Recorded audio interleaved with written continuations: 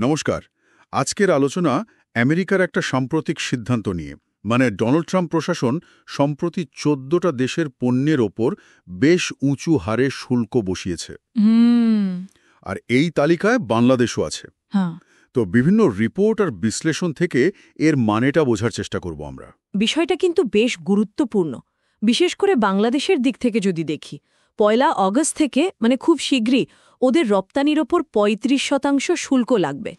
৩৫%? এটা তো অনেক বেশি। হ্যাঁ, এটা একটা বিরাট ধাক্কা তো বটেই। বাংলাদেশের অর্থনীতির একটা বড় ভিত্তিই তো তাদের পোশাক শিল্প, তাই না? হ্যাঁ। আর আমেরিকা তো ওদের জন্য একটা বিশাল বাজার। একদম। আমাদের হাতে যে বিশ্লেষণ আছে তাতে মনে হচ্ছে শুধু রপ্তানি আয় কমবে তা নয়, বহু মানুষের চাকরিও ঝুঁকিতে পড়তে পারে। ঠিক তাই। আমেরিকার বাজার হারানো শুধু পয়সার ক্ষতি নয়, পুরো অর্থনীতিতেই এর একটা ঢেউ লাগবে। কিন্তু জানেন তো, এই একই পরিস্থিতির একটা অন্য দিকও আছে। অন্য দিক? হ্যাঁ, যেটা ভারতের জন্য হয়তো নতুন কিছু সম্ভাবনা তৈরি করছে। ও, এখানেই তাহলে ব্যাপারটা আরও ইন্টারেস্টিং হয়ে উঠছে। একদিকে বাংলাদেশ সমস্যায় পড়ছে, আর অন্যদিকে ভারতের টেক্সটাইল শিল্পের জন্য এটা একটা সুযোগ। সুযোগ তো বটেই। কিন্তু ভারত কি পারবে রাতারাতি এই চাহিদা মেটাতে? ওদের পরিকাঠামো বা ধরুন নির্দিষ্ট কিছু পোশাকের দক্ষতা, সেই প্রস্তুতি কি আছে? খুব ভালো প্রশ্ন। দেখুন, চ্যালেঞ্জ তো থাকবেই। রাতারাতি উৎপাদন ক্ষমতা বাড়ানো বা বাংলাদেশের মতো দক্ষতা, বিশেষ করে কিছু নির্দিষ্ট আইটেমে, সেটা অর্জন করা সহজ নয়। তবে সার্বিকভাবে যদি দেখেন, এটাকে ভারতের টেক্সটাইল শিল্পের জন্য একটা সুবর্ণ সুযোগ হিসেবেই অনেকে দেখছেন, যেহেতু বাংলাদেশের জন্য আমেরিকায় রপ্তানি করাটা বেশ খরচ সাপেক্ষ হয়ে পড়বে। সেই জায়গাটা ভারত নিতে পারে? হ্যাঁ, সেই শূন্যস্থানটা পূরণ করার একটা বড় সম্ভাবনা তৈরি হয়েছে ভারতীয় কোম্পানিগুলোর জন্য। এর কোনো প্রাথমিক প্রতিক্রিয়া কি বাজারে দেখা যাচ্ছে, ধরুন শেয়ার বাজার বা বিনিয়োগকারীদের মধ্যে? হ্যাঁ, এই কিছু লক্ষণ কিন্তু এখনই দেখা যাচ্ছে। ভারতের বেশ কিছু নামকরা টেক্সটাইল কোম্পানির শেয়ারের দাম কিন্তু ইতিমধ্যেই বাড়তে শুরু করেছে। তাই নাকি? হ্যাঁ, আমাদের সূত্রগুলো বলছে, বিশেষ করে যারা ডেনিম বা হোম টেক্সটাইল বানায় তাদের শেয়ারে বেশ ভালো বৃদ্ধি দেখা গেছে। এটা আসলে বিনিয়োগকারীদের প্রত্যাশারই প্রতিফলন। আচ্ছা। তারা ভাবছেন যে এই কোম্পানিগুলো ভবিষ্যতে মার্কিন বাজার থেকে লাভবান হবে। আচ্ছা, এর সাথে কি মার্কিন ভারত সম্পর্কের কোনো যোগসূত্র আছে?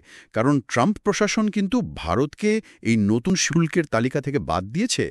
এটা খুবই গুরুত্বপূর্ণ একটা পয়েন্ট। শুধু বাদ দেওয়াই নয়, শোনা যাচ্ছে ভারত আর আমেরিকার মধ্যে একটা বড় বাণিজ্য চুক্তি নিয়েও কথাবার্তা চলছে, প্রায় নাকি চূড়ান্ত পর্যায়ে। ও, যদি এই চুক্তিটা সত্যি হয়ে যায়, তাহলে সেটা ভারতীয় রপ্তানিকারকদের জন্য একটা বিরাট ব্যাপার হবে। কিন্তু তার এই চুক্তি হলে ভারতীয় কোম্পানিগুলোর জন্য মার্কিন বাজারে ঢোকাটা শুধু সহজই হবে না, হয়তো কিছু বাড়তি সুবিধাও পাবে। ঠিক তাই। যেমন ধরুন শুল্ক আরও কমানো বা অন্য কোনো ব্যবসায়িক নিয়ম শিথিল করা। হ্যাঁ, একটা সম্ভাব্য বাণিজ্য চুক্তির তো শুধু শুল্ক কমা নয়, অনেক সময় কোটা বাড়ানো বা নির্দিষ্ট কিছু স্ট্যান্ডার্ড হয়তো একটু শিথিল করা, এইগুলোও থাকে। এগুলো ভারতীয় পণ্যকে মার্কিন বাজারে লম্বা সময়ের জন্য সুবিধা দিতে পারে। সব মিলিয়ে দেখলে এটা শুধু দুটো দেশের বাণিজ্য সম্পর্কের ব্যাপার নয়। তাহলে কি? এটা একটা বড় ভূ-রাজনৈতিক এবং অর্থনৈতিক পট পরিবর্তনের ইঙ্গিত দিচ্ছে, যা আপাত দৃষ্টিতে ভারতের দিকেই ঝুঁকছে বলে মনে হচ্ছে। তাহলে সারসংক্ষেপ করলে দাঁড়ায়, আমেরিকার এই একটা সিদ্ধান্তে বাংলাদেশের পোশাক রপ্তানি খাত একটা বড় চ্যালেঞ্জের মুখে পড়ল। একদম। আর ভারতের সামনে খুলে যাচ্ছে মার্কিন বাজারের নতুন দরজা।